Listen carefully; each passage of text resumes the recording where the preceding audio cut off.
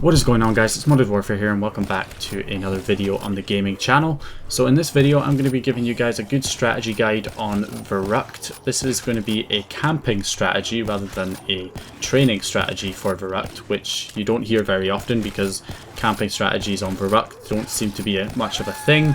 But I've got a pretty decent strategy that can get you up to fairly high rounds, and it is a camping strategy. You just have to sit in one spot and just make sure you have the good enough weapons and you can kill all the zombies that are coming through. So here's what I recommend having. You can obviously do this with Gobble Gums or without Gobble Gums. You'll obviously last longer with Gobble Gums.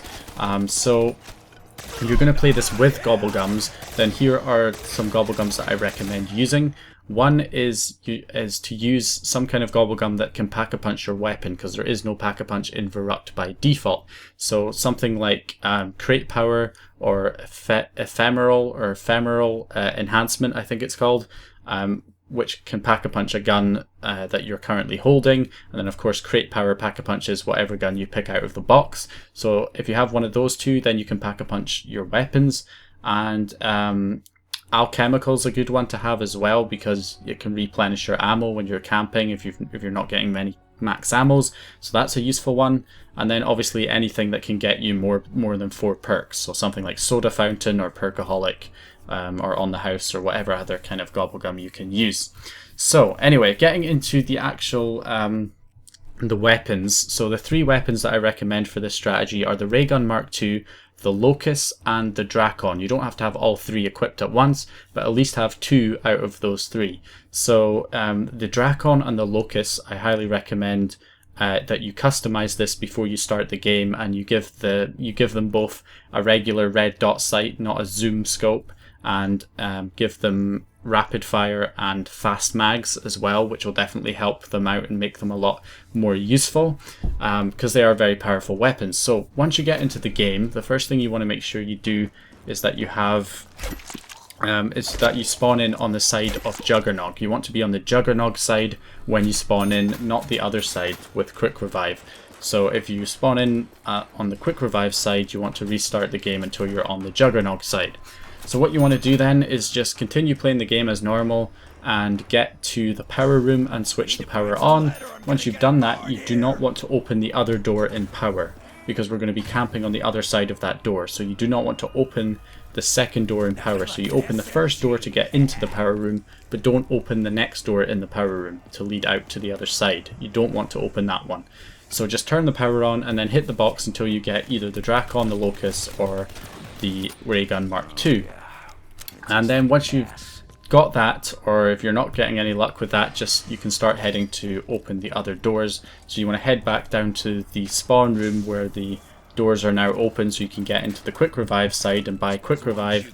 And while you're doing this, you're also, as you're saving up points, you want to make sure that you get Juggernog, Speed Cola, Double Tap, and Quick Revive, the 4 original perks. Those are the 4 perks that are pretty essential for this strategy.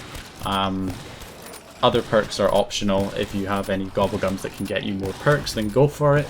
But those are what you want. You want to have those 4 main perks, and then you want to start opening up the other side of the map. And then once you get to the sort of the Speed Cola area, so you open the door to Speed Cola, you can kind of camp in there for a good amount of time, because the zombies can only come at you from the barrier on your left, and all the other zombies are just going to come from in front of you. So you can just kind of camp there for a while. So that's a pretty decent strategy.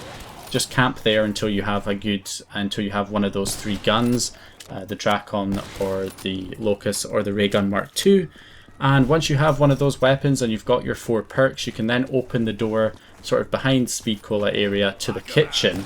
And this is where you're basically going to be camping. You're going to be camping outside of the kitchen where the door to the power room is, and that door should be closed so none of the zombies can come at you from the power room.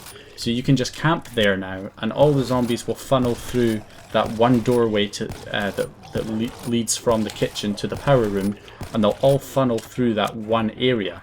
And if you have a good gun like a good sniper like the Drakon or the Locust, or even the Ray Gun Mark II, because that pierces through multiple zombies per shot, then they will just all, you can kill like 5 or 6 zombies per shot with the weapon. So that gets you through the rounds really quickly, and it also gets you more drops like death machine drops, which are obviously going to let you kill zombies really quickly, and insta kills and nukes and all of that stuff. And you can just keep cycling through the rounds with this strategy just over and over again, just staying in that same spot, sniping all the zombies that come through that doorway.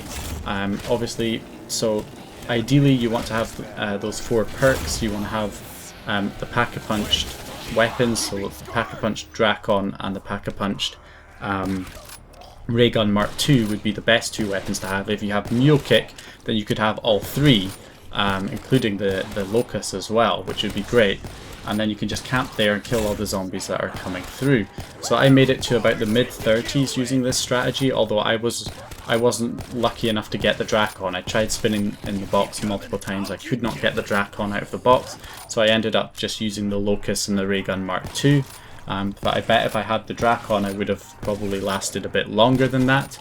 And obviously if you're not using Pack-a-Punched weapons, you're not using any Gobble Gums, then you can probably expect to get to sort of the mid-20s with this strategy. But if you are using Gobble Gums and you've got your weapons Pack-a-Punched, then you can expect to get to about the mid-30s just by staying in one spot. And the rounds change really quickly. You go through the rounds super fast with this strategy, which is really good. So, and you also have an escape route. So if, for example, you think you're about to die, you can quickly open the door to your left to the power room, and that gives you an escape route to you know, get away from the zombies. But obviously if you do that, then you can't go back and do that strategy again, because, you know, the door will be open. So yeah, that is basically the strategy. Hope you guys enjoyed the video. If you did, go ahead and leave a like and subscribe, because I'm going to be bringing more strategy guides for the other maps in Zombie Chronicles as well, and I might even do them for, you know, other maps as well on Black Ops 3, including even custom maps on PC as well.